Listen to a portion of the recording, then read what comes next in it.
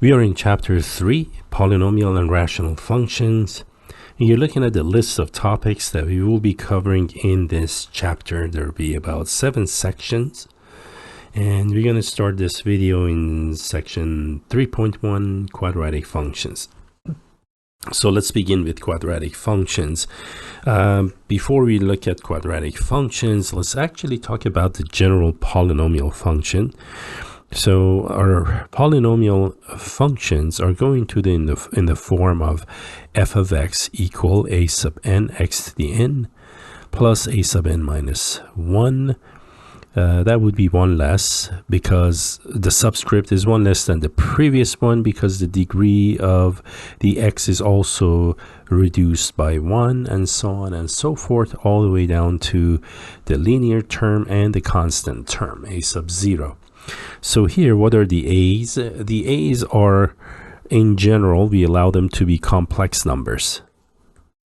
Complex numbers. Remember, those are the numbers in the form a plus bi themselves, right? Where I is square root of -1. So that's going to be the general feature of a polynomial function. The n's are important. The n has to be a whole number. Some say non-zero integers, but whole numbers would work. 0, 1, 2, ... The only difference between non-negative integers and whole number is the 0 there, because 0 does not assume a sign, neither positive nor negative. And there we have it. Now, in our work, we are primarily interested in real coefficients. So example of polynomial expression, for instance, for us. Well, let me give you the general one with a complex coefficient. It could be 2i times x cubed negative 1 plus I x plus 7. That would be a polynomial without any restriction on the coefficient. Now we are interested again the ones with real coefficients. So real coefficients are the more familiar ones. They're a little easier to handle with. And there you have it. So these are the kinds we are interested in. All right. So polynomials with real coefficients. Now, let's see. The a sub n, by the way, that was, here's a n x to the n. Remember the first term that I had? The a sub n is called leading coefficient. The leading coefficient.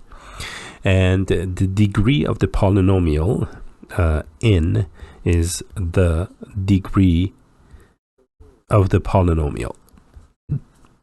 Now, the degree of the polynomials play an important role in the number of solutions to the polynomial equations. So that's why we care about the degree of the polynomial. It also is important in studying the behavior of the function, polynomial function that is, and the graph of the function. So let's make up some, again, examples of varying degrees of polynomials. If the polynomial is just a constant, f of x equal 5, for instance, this is called a constant function. So what's the degree of this polynomial? Degree is 0. The reason, because I can write it as 5 times x to 0, and there is the degree. Okay, that's why. Remember, x to 0 is 1, provided x itself is not 0. Perfect. So we got the degree down. And in terms of the coefficient, well, the coefficient, there's just a number 5, so it's got to be it, right? And again, we call this a constant function. That is a constant function. And it doesn't change. It's always 5, no matter what x is. X could be 1,000, -10, 0, 20, 17, anything. The y value, f of x, would always be 5. The next category of functions going a degree higher would be linear functions. So for instance, I could have something like x minus 4. So what's the degree of this polynomial? This is going to be a degree 1. And the coefficient, the leading coefficient, is the number that multiplies by x in this case. So that is a 1. And then let me make up just one more here. Suppose I have x to the 4th plus 3x minus 8, just made up. What is the degree? The degree is 4. Notice x in the middle has a degree 1. The degree of the polynomial as a whole is the same as the highest degree term in the polynomial. So this is a 4th degree polynomial, and the coefficient is the number times the term that has the highest degree. So in this case, coefficient is 1. It is not 3.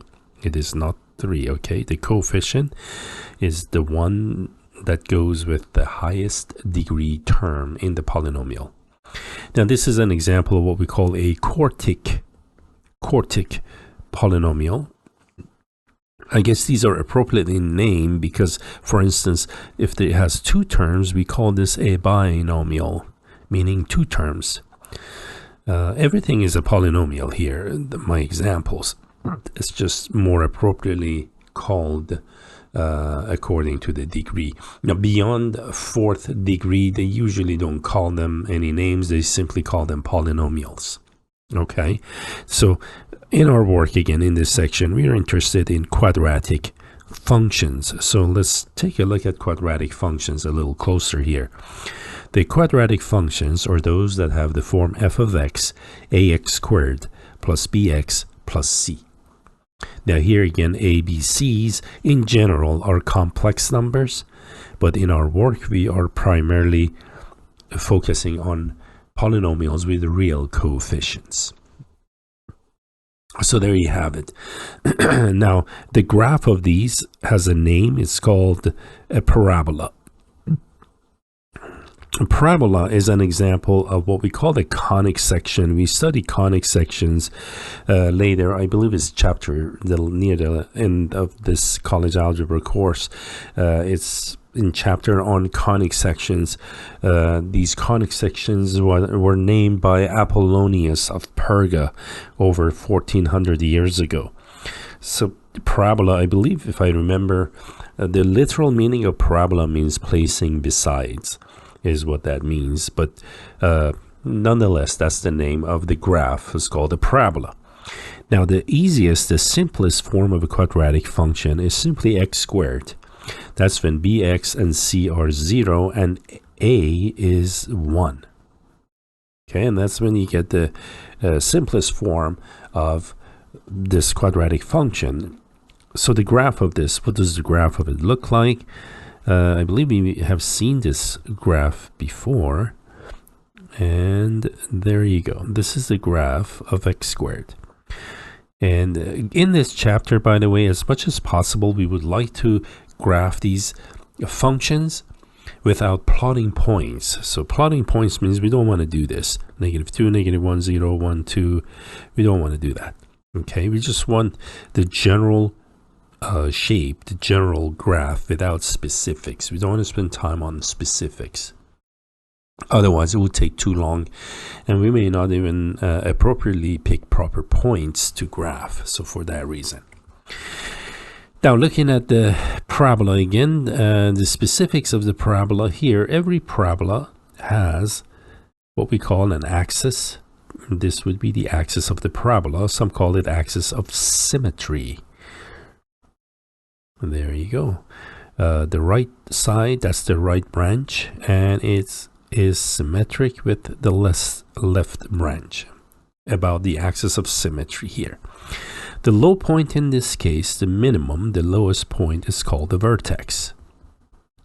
So every parabola has a vertex. The case where the parabola opens upward, the vertex becomes a low point. Otherwise, it's the high point, the maximum on the graph.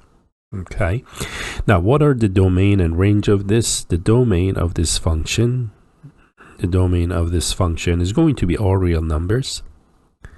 Remember, domain is the values that x can take on, right? These are the x values. And what is the range of the function? Those would be the y values. And for range, we looked at possible y values. Notice there is no graph below 0, so the range does not include negative numbers. The range here, the lowest can be 0 all the way up to infinity. These are, again, a reminder, anytime you hear range and domain, they're talking about the y and the x values. And there you have it. So that would be the range of it. What else? As far as, let's say, increasing, decreasing, we've talked about those. So let me throw that on there. The function is increasing and then decreasing. Now, for increasing, decreasing, typically, we go from left to right on the number line and see how the graph behaves. So as I go from left to right on the number line, means I'm going in this direction from left to right.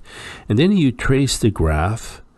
You put your pen on the graph and see how it goes. See how it's dropping there. So it's decreasing. It looks like from negative infinity up to 0. And then it picks up from 0 and increases, right? So it's increasing from 0 to infinity. And there we have that one. And those are primarily the things we've talked about in previous work. And again, increasing, decreasing, these are the x values. Okay, so let me just put, it's over the interval on x values. These are not the y values. These are x values. All right, and we got that one down. Now, as far as in the general form, thinking about ax squared bx plus c now. So let's look at the role that a plays here. If a is positive, the parabola opens upward. If a is negative, the parabola opens downward. And of course, remember, a cannot be 0, because if a is 0, if this is 0, a is 0, it makes the term 0, and the equation reduces to a linear function. And we don't want to talk about linear functions. We already talked about those previously in our previous chapters. All right, so we got the effect of a on the parabola, whether it opens up or downward. Now, let's take a look at general form of quadratic functions in a different form. And this time we're going to look at what we call the vertex form of quadratic functions. The vertex form, also known as the H hyphen, that's not a subtraction symbol, that's a hyphen, HK form. Okay, so let's see in the HK form, what does this function gonna look like? In the HK form, I'm gonna use capital F of x, okay, because I'm looking at the very general form. If you use lowercase f of x, it doesn't matter. There you go. Let me use lowercase f of x so not to confuse anyone. So this is the general form, x, and then I'm going to put minus. Now this is a minus, it's not a hyphen. Okay, just to keep things straightened out. X minus h squared plus, let me use also plus using a different color because the plus minus make a difference here. Okay, and we're going to call that k. So this is the general form of quadratic functions that are in vertex form. So vertex form means we can clearly see the vertex in this form. In fact, let me do that. Call V the vertex. Coordinates of the vertex are HK, and the reason for HK form. Okay. Actually, this is the HK form, and it's called vertex form because HK become coordinates of the vertex of the parabola. Now in this form, we can actually show a lot of effects. Previously, we talked about transformation of functions. Remember, we talked about horizontal shift, vertical shift.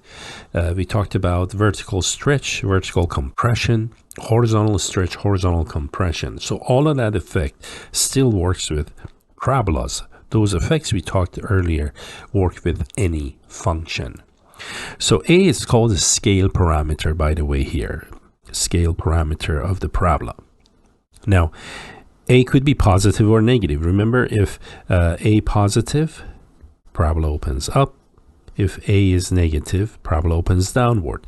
In more general sense, if A is negative, remember we attribute a reflection across the x-axis for negative A values, and that's why the parabola is inverted, because there is a reflection. Otherwise, it will open upward. Now, what about the numerical value of A itself? Well, if absolute value of A is between 0 and 1, in other words, if it's negative, throw the negative out, just look at the number as its own without any sign attached to it. So if absolute value of A is between 0 and 1, then there's going to be a vertical compression of the graph. Okay? So I'm going to write that. A between 0 and 1, we have a vertical compression. Some call it a vertical shrinkage, however you phrase that. And what if absolute value of A is greater than 1, like 2, 3, 4, 1.1 even, 1.2, anything greater than 1. It doesn't have to be a whole number. It could be a decimal, 1.7. And in this case, we're going to have a vertical stretch. Now, this vertical compression and the stretch causes visually a widening. Let me put this. It has a widening effect on the graph of this function. So the graph, the parabola, the branches, they widen. It makes it widen, so the branches widen. And absolute value greater than 1 narrows the graph of the parabola, which gives it a narrowing effect, that vertical stretch. All right, we will see in Desmos. I'll show you, a good host of these effects in a few minutes. So there we have our narrowing effects. Now, what about the effect of H here, by the way? If H is positive, then there's going to be a horizontal shift. H units in the right direction. If H is negative, there will be a horizontal shift, H units to the left. And let's make that absolute value of H so we don't talk double negative here, because H is already negative. If I say negative 2 to the left, that's like 2 to the right. Just want to make sure that we speak it correctly and write it correctly.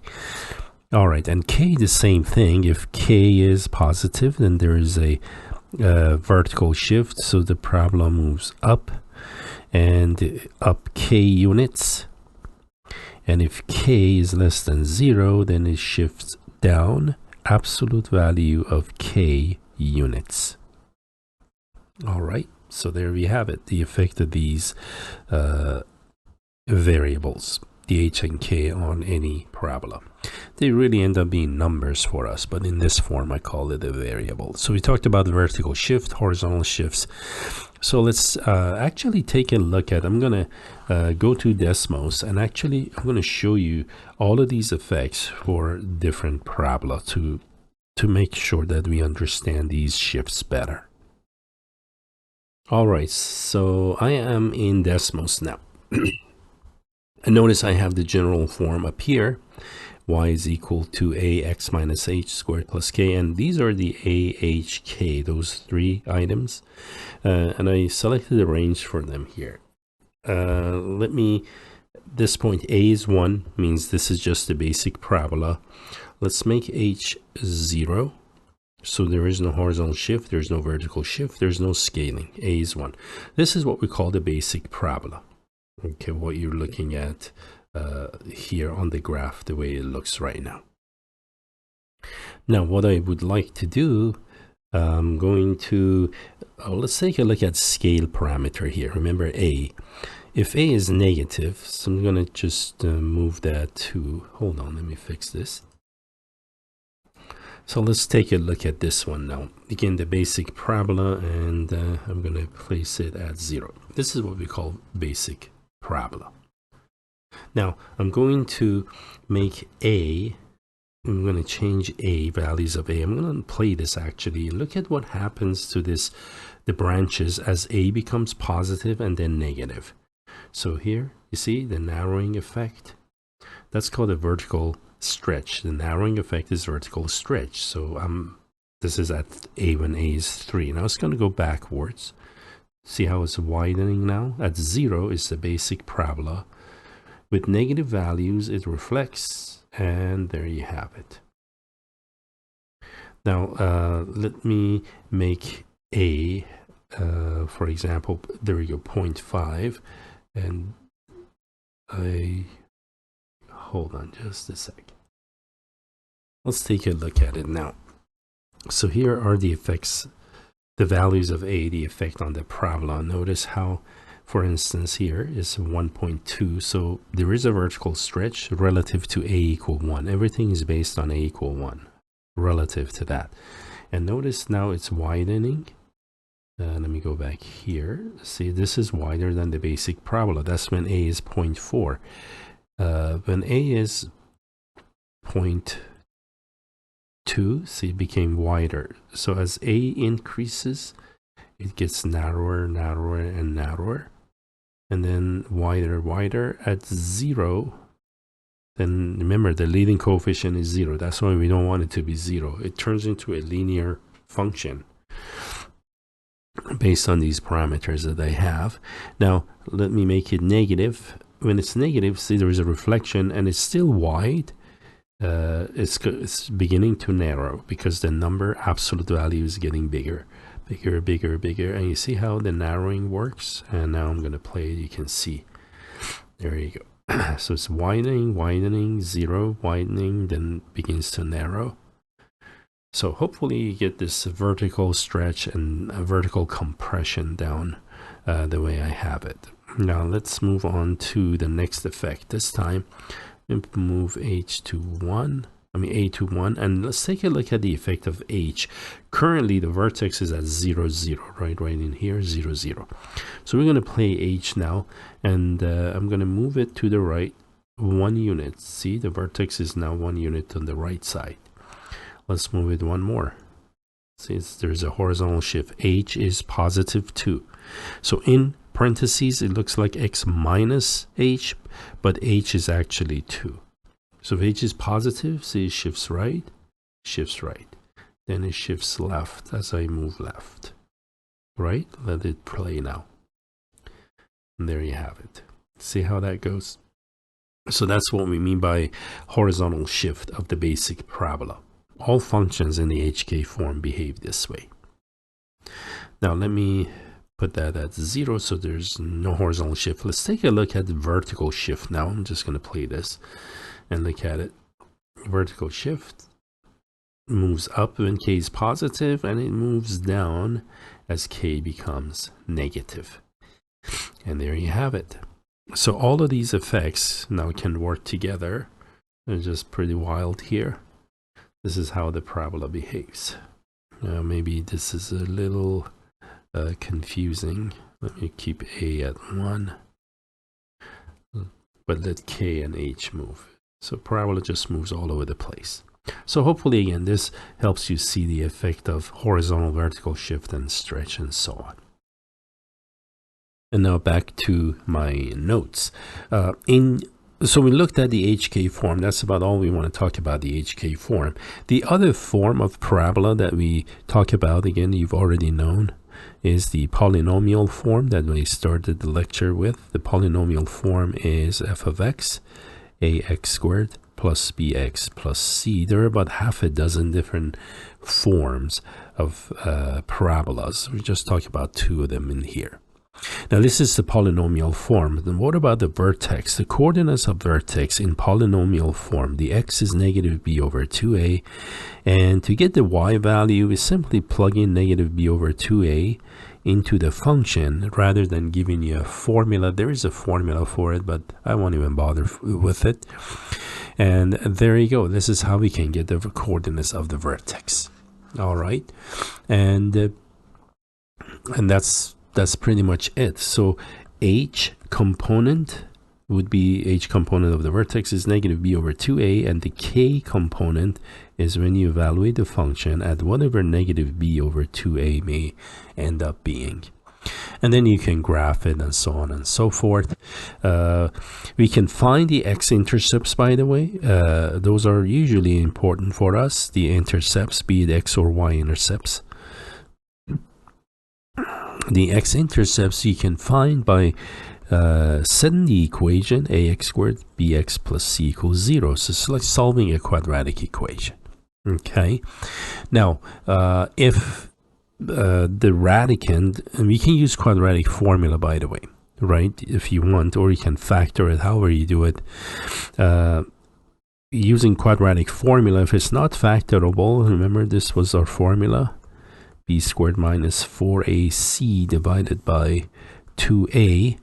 And based on this, by the way, formula, if the radicand, which is the discriminant of the quadratic equation, if the discriminant is positive, then the x-intercepts, the intercepts are going to be at whatever the equation solves them to be, right? B squared, remember these are the solution to the equation, and 0 there. You will pick up, we'll pick up 2 x-intercepts if the radicand is positive. If the radicand or the discriminant is 0, if it's 0, this part goes away, so you only have negative b over 2a. And in this case, the x-intercept, there's just going to be one x-intercept. Again, we're talking about x-intercept here. The x-intercept is simply going to be at negative b over 2a and 0. The vertex, in other words, wherever that might be, it happens to be the x-intercept in that case, because there's only one x-intercept. And we'll see example of this in a moment. And what if the radicand is negative? Remember, that's when we get into the case of imaginary roots. The radicand is negative, so that means there's no x-intercept. X-intercept, none. So for example, how can that be? Well, the parabola could look like this, or it could look like that, right? Because there's no x-intercept. So both of these are the case where the radicand is negative. The case where it's 0, this is, there you go. It's going to look like this, and here is where the solution is. Just call it h, because k is 0, right? And that's this one, the case where it's 0. If it's positive, then you have 2 roots, and for b squared minus 4ac, again, I'm giving you just one possibility. There are several possibilities that could happen. There you have it. So here's one solution, here's the other one. This is called x1, x2. All right. In the case where discriminant was 0 up here, this one, the intercept is the h component of the vertex, but for others it's not. And there you have it. All we want to know about quadratic functions. So let's take a look at now just some examples, and we'll wrap this up. So let's say I want to, let's say my example, we've already done this, but just to practice a little more. So we want to graph x squared. And remember, x squared is the basic parabola. And there you have it. This is x squared without plotting points. And then suppose we want to do g of x, that is 2x squared, because that number 2 is bigger than 1. So for that reason, we're going to actually shrink this, right? We're going to shrink it by a factor of 2. Right now, the shrinkage is called, or actually, no, we're going to stretch it. Sorry, shrinkage is compression. Vertical stretch is the narrowing effect. So we're going to stretch it, not shrink it, because a is bigger than 1. So we're going to stretch it by a factor of 2. So let me show that. Now, how am I going to show a factor of 2? I don't know. I just make it narrower. There, good enough for our work. See that? That gives it the narrowing effect. That's 2x squared. 3x squared would be even narrower than that. What if I have, let's say, h of x, which is 1/2 x squared? Now we have a compression, right? Compression or shrinkage,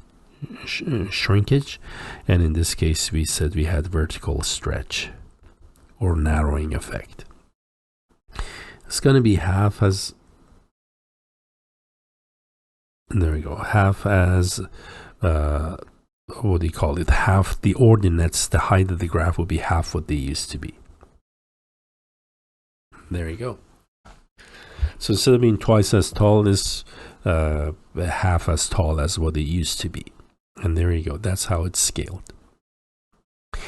Now, let's do something with the horizontal shift here. So let me try that one in the other example. What if I have something like y equal x minus 2 squared?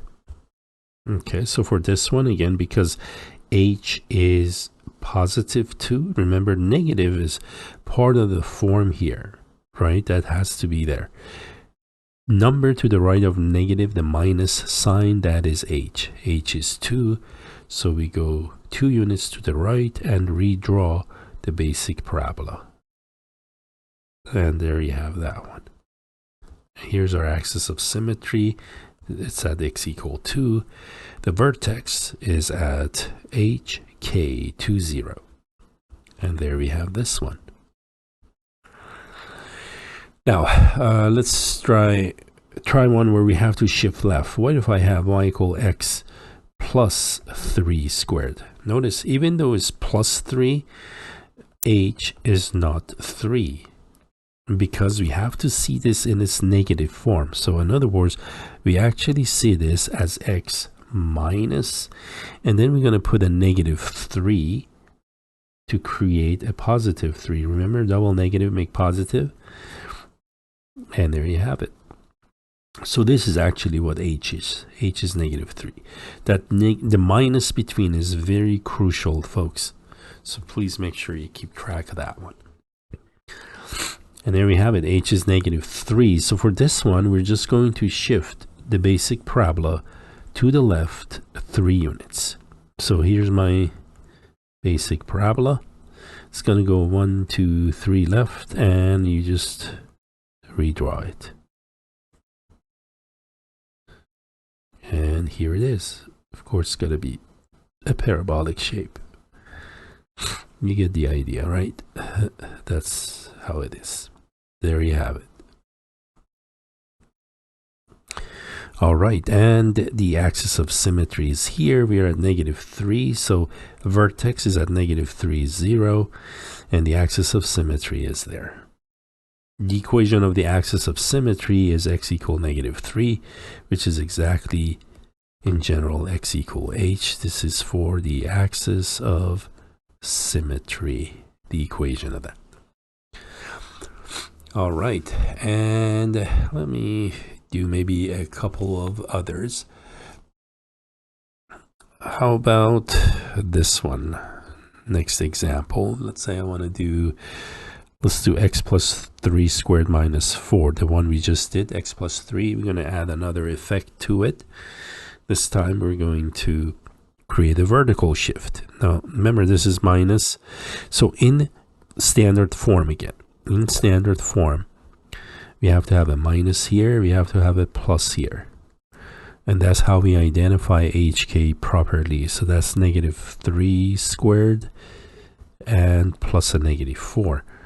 Here is h, there is k. The vertex is going to be at negative 3 and negative 4. All right. So that's the vertex. What about the axis? That is the axis of symmetry, is x equals x equals h in general, which is x equals negative 3. That will be the axis. All right. Now the domain and range, by the way, again, for all quadratic functions, domain is all real numbers. From negative infinity to infinity. Remember, these are the x values. I want to emphasize that. And the range, because we shifted the parabola, remember the graph looks like this.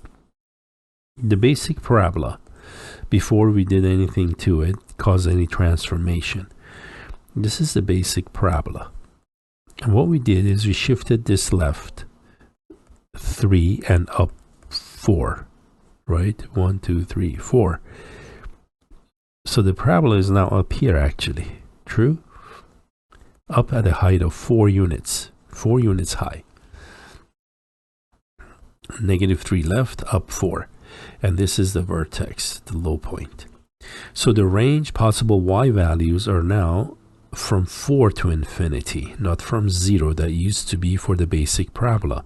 It's going to go from 4 to infinity because there's been a shift upward. It's for that reason. Perfect. And we got that one down. Now let's do one where we have maybe a reflection and a stretch or compression. So I'm going to make this one up. Suppose I have -1/2 now.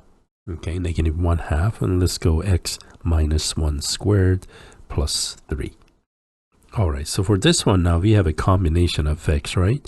We have a horizontal shift, we have a vertical shift, we have a compression and a reflection. Got all 4 effects. So let's see how we're going to do this. And I'm going to trace the basic parabola through this transformation. Okay, let's see how it's going to work. My basic parabola is, let's say this is my basic parabola. This is x squared. -1/2, well, we know what negative does, right? It reflects it. So it's going to get reflected. That's the negative part, right? That's -x squared. The 1/2, absolute value of -1/2, half. To ignore the sign because we already accounted for negative.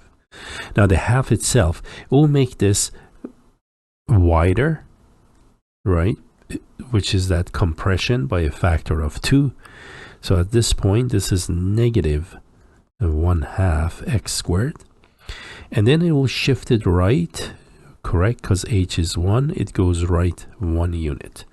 Let's say this is right 1 unit, and then up 3, that's k. So right and then up 3, let's say that's 3. Okay, and then we just redraw the graph. That this one, the one that was actually widened, the widened graph. Okay, and there I have that one. If I want a better graph, I can always use a graphing calculator or go to Desmos, right? And there you have that one. Here's my axis of symmetry. See how that easy that was? The vertex is going to be at 1 and 3. Now, as far as, which one do you do first? Does it make a difference? It shouldn't. Usually, I just follow the order of operations on my transformation. So I handle everything here, and then you just saw me handle the plus at the end. So just to be safe, make sure you do this correctly. Follow order of operations for your transformations to graph these accurately. All right. Let's do one last one here. Suppose I'm going to make one where we have a polynomial form. Okay, so suppose I have f of x is equal to x squared negative 10x plus 21 in this one. Okay, and we want to do the same thing. We want to find the vertex hk. Now, a couple of things we can do. We can find h using the formula negative b over 2a. Here the ABCs are: a is the number in front of x squared, b is the number times x, and c is the constant. So there we have that one. Negative of b is negative 10 divided by 2a, a is 1, and that's going to be 5. So h is 5. And then how do we find k? To find k, you do f at negative b over 2a. Perfect. So that means I have to plug in a 5 in for x. 5 minus 10 times 5 plus 21. And that makes this 25 minus 50 plus 21. So we got 46 minus 5, that's negative 4. Hopefully I did the arithmetic correctly.